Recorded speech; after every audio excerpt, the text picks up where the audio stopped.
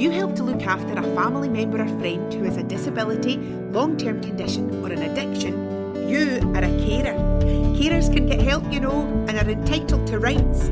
If this is you, give the folks at North Lanarkshire Carers Together a ring and they'll keep you right. Because carers have to know. Welcome to the Carers Together podcast from the team at North Lanarkshire Carers Together. That, of course, was Scottish actor Jane McCarry of Still Game fame that you just heard. I'm Angela, a member of the team here, and in this episode I talked to Motherwell-based GP Dr. Porte from Modyrvale practice. We chat about the emotional impacts of a caring role, how Dr. Porte supports carers in her practice, and this year's Carers Week theme of making caring visible, valued and supported, which of course is important all year round. We also touch on the current cost of living crisis and the impact on carers' mental health and well-being. Just a note, we recorded this podcast in a busy practice, so apologies for the odd sound of doors banging now and again. So I began our interview by asking Dr. Porte to fill me in on the main issues she sees carers come into her practice with. Take it very broadly, kind of just exhaustion and people just being worn out and struggling and doing their best and just being totally exhausted. But beyond that, there's the physical side of health issues, perhaps people who are maybe having to do moving and handling, who maybe haven't had the training for moving and handling, so they're just scuttling and they're doing the best they can, and sometimes to the detriment of their own health.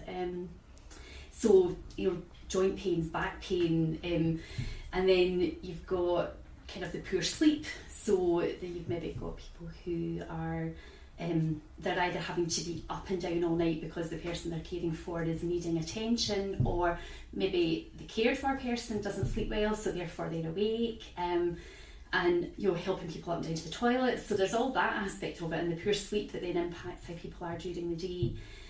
And then of course, a real big issue with kind of low mood, depression, anxiety, maybe a feeling of hopelessness or helplessness, not knowing where to turn. And I think from our perspective it's difficult actually, in that we might not always know that somebody is caring for somebody, so we only know what they tell us. So if we haven't known maybe that there's a role in the background that they are fulfilling at home, you might not, it can take a while to join the dots and realise that actually there is something else that's having an impact on that. But a huge range of kind of health problems, and also people even who've got their own health conditions, who maybe then not deliberately but they neglect their own health because they're so focused on the person that they're caring for that they always put themselves second best, so they end up maybe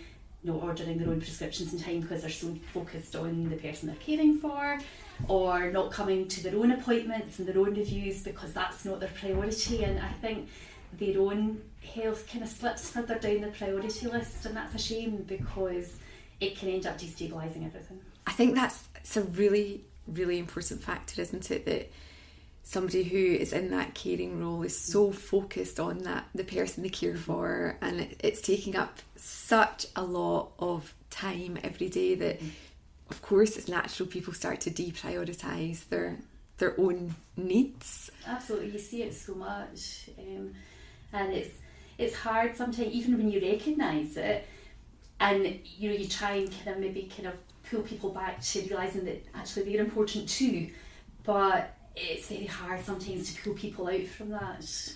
Yeah, and supporting people to recognise as well that being able to take care of themselves is a crucial element of them also being able to continue, if they wish to, support the person they're caring for. It's if it gets to the stage that something's going to have to give, then it's gone too far really, and that actually you need to kind of look after yourself almost first in order that you can then be effective at being a carer. But very often it's all gone the other way round, and often it ends up, you'll be the same through the carers organisation, that unfortunately you end up becoming involved at a crisis point, whereas if we can try and get it a wee bit, if we could turn it round so that at the start of that journey people then had the links that they needed maybe it might not reach, you know, the crisis point, and you know, overall it would work a bit better. And I know that's what you lot are trying to get towards anyway. Absolutely, it's that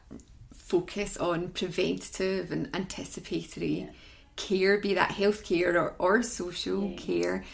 And making sure that, you know, we have all of that information linked in at the point of contact. And I suppose that's very much where somebody like yourself, you know, a GP, where there is that kind of natural point of contact with a lot of people in caring roles, comes in. Over the years, we've had information in our waiting room from the carers organisation, kind of encouraging people to flag up that they are in a caring role. Our practice nurses are very good at, if they do, when they're doing annual review appointments, you know, they're often very good at picking up if somebody's, you know, maybe struggling or whatever in conversation, because they've got a wee bit more time to be doing some general chit chat. But again, you're kind of, it's almost kind of after the event.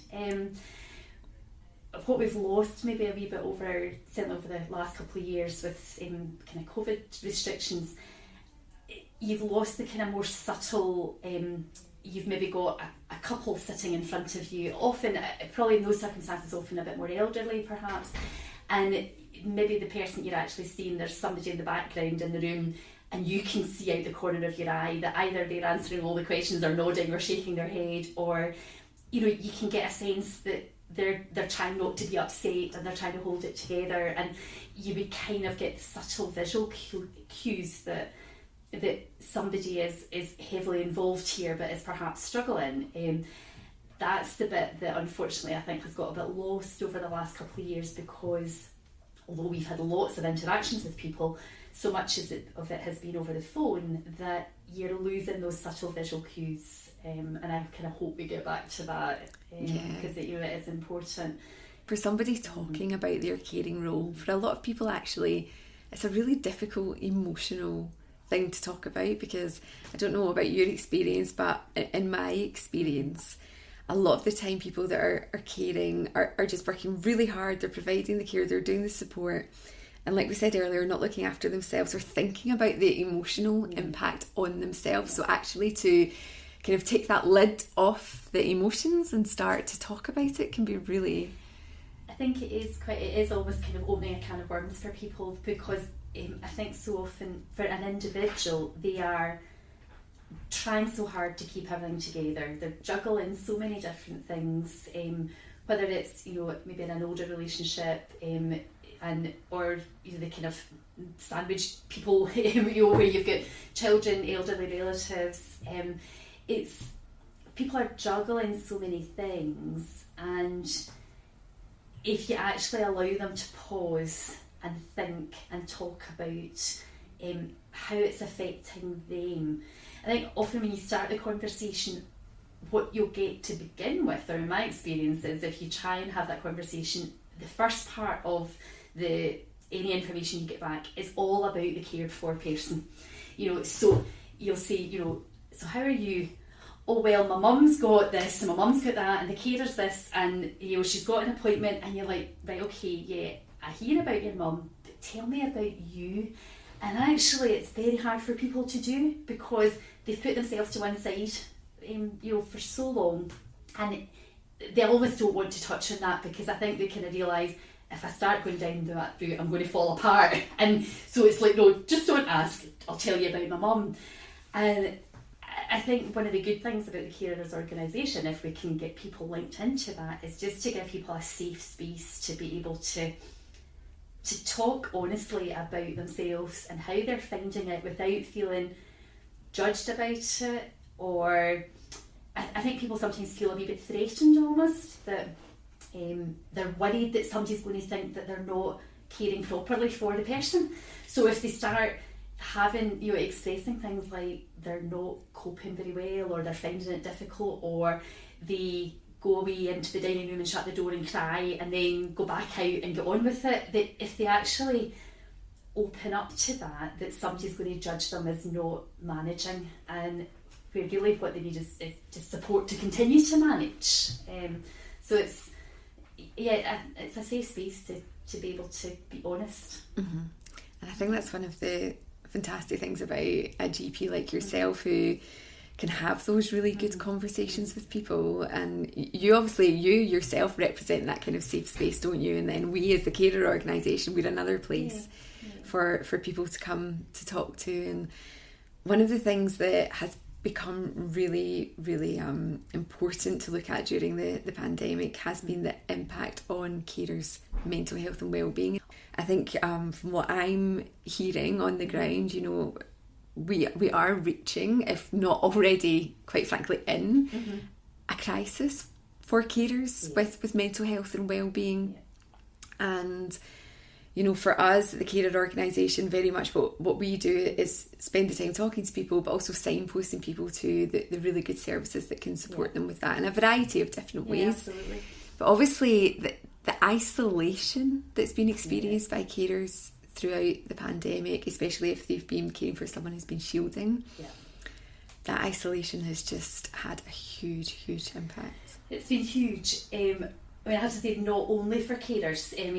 We're seeing that across a whole range of our kind of registered patients, but in particular for carers, I think it's been a very lonely place to be, and it has put a huge burden on carers. And obviously, there's a whole range of people's caring roles are all very different, and there's no one size fits all. But because through the pandemic, all the other support networks then were shut down, so the lunch clubs, the daycare, the going out for coffee, even just keeping the routine of things, so for people who maybe care for somebody with dementia, and routine was important.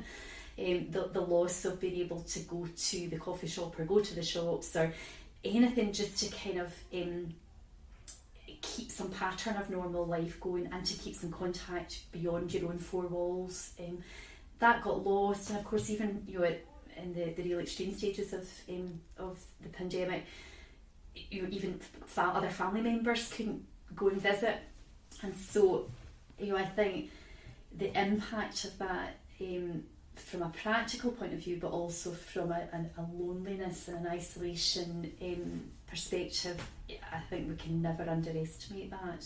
And it's probably only now, as people are beginning to be more out and about that and have contact and personal contact with people, that it's beginning to kind of come out the woodwork, really just what a struggle has gone on behind closed doors over the last couple of years. And I don't know how long or if ever really that will totally recover. All we can do, I think, is try and move on as best we can and offer what is out there, and try and, again, it comes down to people knowing that they can now, that there are people out there who can try and help.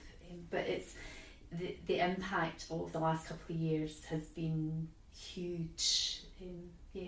Don't underestimate it. I know you don't. We have new carer services in North Lanarkshire now that just really, really got off the ground earlier this year, and they're called carer breather services. So there's funding that's come from the Council of Health and Social Care in partnership with VANL, and we are supporting at North Lanarkshire Carers Together all of those organisations that have been funded. And the idea is that there are some groups that people can go to in person. There's also groups that people can still take part in online, if that's what works for them. So you're still supporting people to get that kind of socialisation factor, but not necessarily taking them too far out of that comfort zone. I think that's important. I'm glad to hear that that's kind of being looked at, because I think we've moved away from, well, there probably never was one size fits all, but we kind of had one model that everybody was working towards, whereas I think now there will be people who will thrive on kind of interpersonal, physical one-to-one contact or 1-30 contact, whatever they feel comfortable with. There may be others who remain anxious about that, and if we wholeheartedly move to face-to-face interaction with people, we run the risk of actually excluding a group of people who actually maybe need it more. So to be able to have a kind of hybrid system of that if somebody feels more comfortable maybe on a Teams meeting or on a phone call or on FaceTime or something, that's all there for them. The theme for Carers Week this year is Make Caring Visible, Valued and Supported. And I was thinking how relevant that is to you and your practice in terms of, having those conversations that you talked about earlier with carers to identify who has that. Visible, valued and supported. I think it's probably whoever came up with the phrase, it's right actually that the first bit is visible, because if nobody knows that somebody's in that role, then the next bits can't happen. So, as well as, I suppose there's visible in the sense of respected by wider society as being that is a valid thing to be. But as it's much more pared back, it's visible as in somebody actually knows that that somebody's in that caring role, and we've got a practice population of, I think it's about 10,000 patients. Now our carers register, I can't tell you off the top of my head how many are on our current carers register, but I know for a fact that it won't be anything like the numbers of people who actually are fulfilling caring roles within our practice population. So even in our bit of Motherwell, the carers who are there are not all visible. We don't know about them all. So you multiply that up, across the whole of North Lanarkshire, and then beyond that, to Scotland. And that first bit of the phrase, you're being visible, is we're only touching on that just now. And so it's only from that the rest follows on. Valued and supported means different things to different people. Valued, for some people, actually just an acknowledgement of what they're doing can make such a big difference. Yes, there's the political side of things. There's making carers valued and that they are politically supported, and that is important. But actually, on an individual basis, somebody just saying, we know that you're doing this, and actually just kind of holding their hand, metaphorically or physically, just goes such a long way that people don't feel ignored and invisible. It's that validation of somebody's experience, isn't it? And we know that in health and social care that the validation of somebody's lived experience is a huge thing and goes such a long way to, like you say, helping somebody feel recognised. Absolutely. I think actually it's a very good the theme for Carers Week this time, with it being visible, valued and supported. It's actually very clever because it works on an individual's kind of own experience, and then it works in a geographical area and politically in a much broader sense. But I suppose my everyday job is with individuals, and pulling it right back down to the person that's in front of me or on the phone, and taking it one individual at a time. My job as a GP, I'm not an expert in all the issues that the carers have and who need help with, but I do know a very good carers organisation, and I think us remembering to signpost in that first part is, if that's even the only thing I do with that person that day, that might be the best thing that that has happened, because it then allows people like yourself who have a much better working knowledge of all the things that are out there, the kind of third sector, all the other organisations who are offering so many things, that if I can point somebody in that direction and then they get even a little bit of individual help and benefit for that, then that's the reward, and it's worth it. And we come back again, it's a loop, isn't it, back to another level of visibility. Absolutely. Because that person has become visible to you as a GP, but then they become visible to us as a carer organisation, which then is able to support that person to become visible to local community services and really, really positive places and spaces that will support them. So, and I know the work that you do through the carers organisation, in being an advocate for somebody and actually helping them just to access the things that they need to to be a kind of intermediary with some of the other organisations that are out there, including, you know, health and social care, and, you know, the things that people find it difficult to navigate, that a little bit of help doing that just makes such a difference. As a GP, you're really on the front line of what people are experiencing in terms of the other conditions that they're living with. So thinking about things like the impact of poverty, the cost of living crisis that we're going into, that we know is going to affect people in the area of Motherwell really, really badly, as many people across the whole of Scotland and the UK. But bringing that back to carers who often are on really, really limited incomes because of their caring role. Yeah. What are your concerns as a health professional around kind of the impact of all of that on people? You've touched on a huge time bomb, I think, that is there. It's you.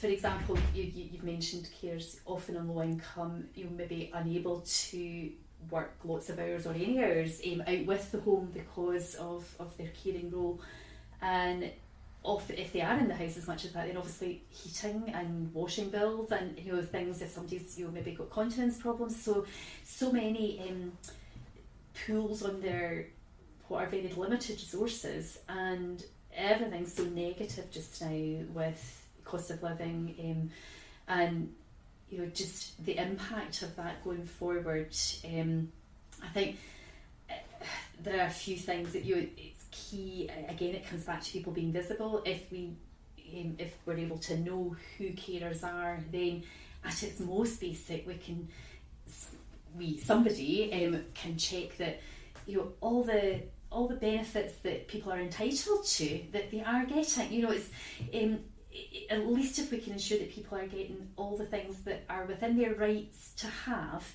that's a start. But I haven't got a political or a social way of solving it, but I agree with you that it is another thing to cause concern, that you know, I think there'll be health implications of that. There will be mental health implications, huge, you know, as part of that. I think all we can do is make sure that the things that people are within their rights to have, that they've got them, and that's to do, and lobbying, and, you know, being advocate for not only our carers but you know, patients in general, for humanity.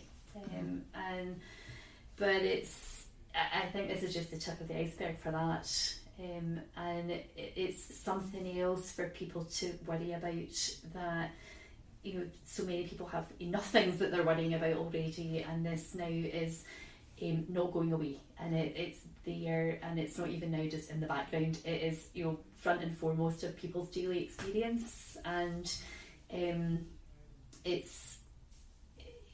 there will be implications for that. If you were giving a carer sort of initial advice on getting support for their caring role, what would that be? If, you know, for carers listening to this, what would the kind of key piece of advice be? You're not alone. And I would just encourage everybody who's in any way involved in a caring role in the North Lanarkshire area, get in touch with the North Lanarkshire Carers Together people. I've had informal contact over a good number of years now. I used to be able to just pop in and have a coffee, and that's got lost over this last few while. But you know, friendly faces, caring faces, people who are on your side and want to help, and you know, just don't be frightened to make that first contact, because it is so helpful, and you know, they're full of lovely people, and you know, just make that first call. Thanks to Dr. Porte from Modyrvale Practice in Motherwell for talking to us on this episode. We'll be back soon with the next instalment of the Carers Together podcast. Remember that you can get involved and take part. Contact us at inquiries@carerstogether.org if you'd like to send in ideas or even be interviewed. Here's Jane McCarry again to send us on our way. If you help to look after a family member or friend who has a disability, long-term condition or an addiction, you are a carer. Carers can get help, you know, and are entitled to rights. If this is you, give the folks at North Lanarkshire Carers Together a ring, and they'll keep you right. because carers have to know.